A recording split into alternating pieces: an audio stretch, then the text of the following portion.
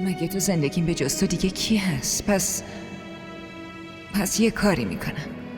از امروز یه نذریه بزرگ گردن میگیرم. دعا میکنم که خداوند به همه ی آرزوهات برسونتت. موفق باشی.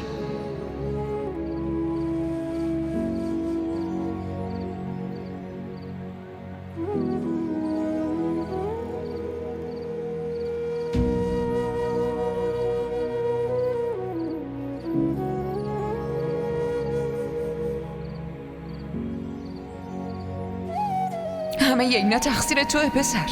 اون یه دختر معصوم و مظلوم بود که تشنه محبت بود. میخواست از تو کمک بگیره، از تو طلب عشق کرد. اما تو خیلی باهاش بد کردی.